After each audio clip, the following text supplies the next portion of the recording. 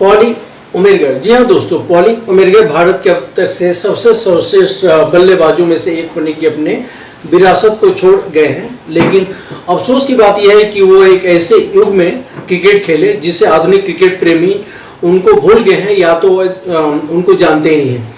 दोस्तों, मैं आपका दोस्त सर्वेश और मेरे नए वीडियो में आपका स्वागत है। अगर आप चैनल पे नए हैं तो चैनल को सब्सक्राइब करें और साथ ही बेल आइकन को हिट करना ना भूलें, जिससे कि क्रिकेट से जुड़ी हुई कोई भी जानकारी आप तक मिल सके। अब दोस्तों, पॉली उमेरगर ने 1948 और 1962 के बीच में 59 टेस्ट मैचेस खेले हैं। इसके साथ दोस्तों, आज मैं पॉली उमेरगर का नाम क्यों ले रहा हूँ, बिकॉज आज का हमारा टॉपिक है the first Indian who scored double century in the test match. जी हाँ, पॉली उमेरगर बीनू मानकंड और लाला अमरनाथ जैसे महान क्रिकेटरों के साथ भारतीय क्रिकेट की शुरुआती सुपरस्टार में से एक थे। जब वो रिटायर हुए उस समय तो वो भारतीय टेस्ट मैच में सबसे ज़्यादा टेस्ट मैच खेले, सबसे ज़्यादा रन और सबसे ज़्यादा सेंचुरी मारने का रिकॉर्ड उनके नाम पे था। 20 नवंबर 1955 को उमेरगर रिच इन अननोन टेरिटरी, जहां भी कोई अन्य भारतीय बल्लेबाज वहां पे नहीं पहुंच पा रहा। जी हाँ, वो समय तब था जब भारतीय टीम न्यूजीलैंड के खिलाफ अपना पहला टेस्ट मैच खेल रही थी और वो स्थान था हैदराबाद का लाल बहादुर शास्त्री स्टेडियम। और दोस्तों, एक बात बता दूं कि वो भारत और न्यूजीलैंड के बीच में पहली ही टेस्ट श्रृंखला थी। अब लाला अमरनाथ ने 1933 में भारतीय सरजमीन पे पहली बार टेस्ट मैच में इंग्लैंड के खिलाफ खेला और उस मैच में शतक मारने वाले वो भारत की तरफ से पहले ऐसे बल्लेबाज थे। और अगले 22 वर्षों के लिए विजय हजारे, विजय मर्चेंट जैसे भारतीय दिग्गजों ने काफी ज्यादा रन मारे, लेकिन इनमें से कोई भी बल्लेबाज 200 का जो जादुई आंकड़ा है उसको छू पाने में सफल नहीं रहा।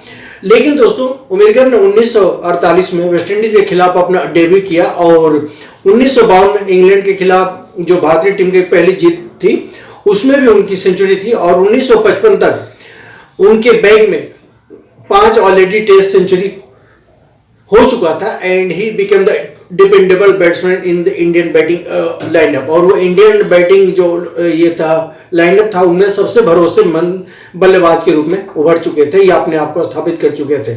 जब 1955 में पहला टेस्ट 19 नवंबर को शुरू हुआ, वो मैच था न्यूजीलैंड के अगेंस्ट में।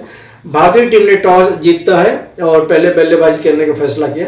पंकज राय को बहुत जल्दी आउट होने के बाद, पंकज राय चूंकि 0 पे आउट हो जाते हैं, तो भारतीय टीम को एक बहुत बड़ा झटका लगता है। और उस समय तक भारतीय टीम का जब 1 रन होता है 1 विकेट के नुकसान पे, तो पॉली उमेरगर बैटिंग करने आते हैं और उस समय वो बीनू मानकंड को ज्वाइन करते हैं। इसके बाद मानकंड ने 30 रन पे आउट हो जाते हैं और इन दोनों के बीच में 47 रन की पार्टनरशिप होती है।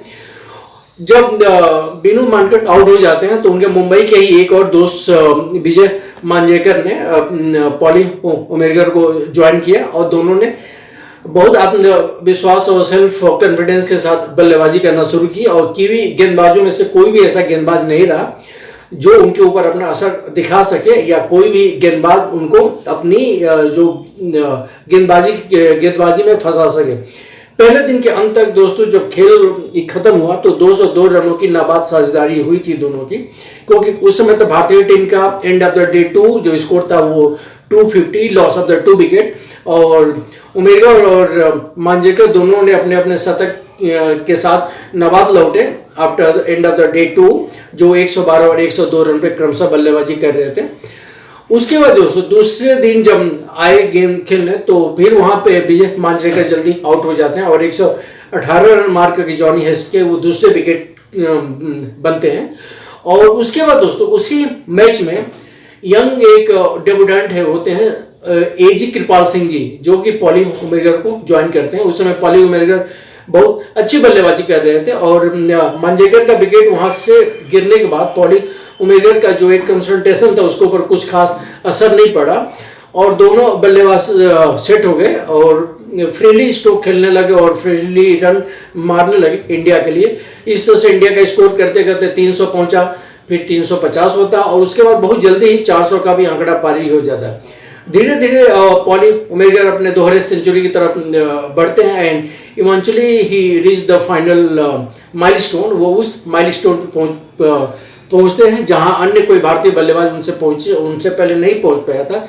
जी हाँ दोस्तों, वो ये कीर्तिमान था कि उन पॉली उमेरगर से पहले टेस्ट मैचों में भारत के लिए दोहरा शतक किसी और बल्लेबाज ने नहीं मारा था। यह पॉली उमेरगर के लिए सबसे महान क्षण था। अंत में पॉली उमेरगर 223 रन मार करके हिट्स की गेंद पे आउट हो जाते हैं। और उसके बाद जो आपके डेब्यूटेंट उनके साथ में कृपाल सिंह होते हैं, वो भी बहुत अच्छी एक वंडरफुल नॉक खेलते हैं इन इस डेब्यू मैच, और इस तरह से भारतीय टीम 498 रन का टारगेट देता है न्यूजीलैंड को।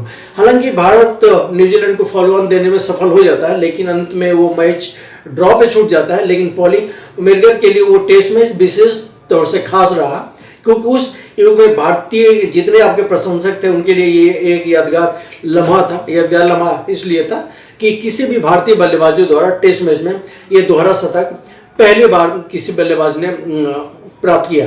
तो दोस्तों, उम्मीद करता हूं कि आज का वीडियो आपको पसंद आया होगा। अब मैं आपको पॉली उमेरगर से जुड़े हुए कुछ 5 तथ्यों के बारे में बताना चाहता हूं। And average of 42 and 12 century means he got handed almost in every 5 test. दोस्तों, हम जानते हैं कि उन्होंने 59 टेस्ट मैचेस खेले और 12 सेंचुरी मारे हैं। इट मीन्स उन्होंने हर 5वें टेस्ट में लगभग 1 सेंचुरी मारा।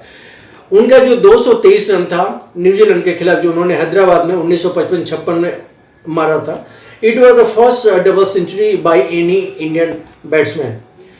और दोस्तों, इसके अलावा और भी बात बता दूं कि पॉली उमेरगर के कैप्टनसी में मुंबई रणजी ट्रॉफी टीम ने लगातार 3 बार रणजी ट्रॉफी का खिताब जीता बिटवीन 1962 और इसके बाद इसके अलावा ही पॉली उमेरगर साहब ने 1953 और 54 में 2 अनऑफिशियल टेस्ट मैच में भारतीय टीम के लिए कप्तानी करते हैं, जिसमें से एक में उनको जीत मिलती है।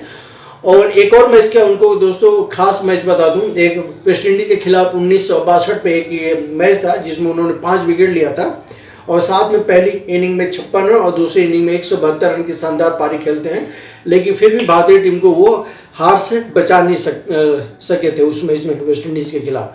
तो दोस्तों, ये थी हमारे द ग्रेट पॉली उमेरगर, हुआ the first double Centurion from Indian side. तो उम्मीद करता हूँ कि आज का वीडियो आपको पसंद आया होगा। और कल मैं जाते जाते आपसे क्वेश्चन पूछा था कि एक ऐसा विकेट कीपर था जिसने 5 लगातार आपका सीरीज खेला था test match without single bye run दिए हुए, तो उन विकेट कीपर का नाम क्या था? तो दोस्तों, उस विकेट कीपर का नाम था मार्क बाउचर। तो इसी के साथ वीडियो को खत्म करता हूँ। Thank you so much.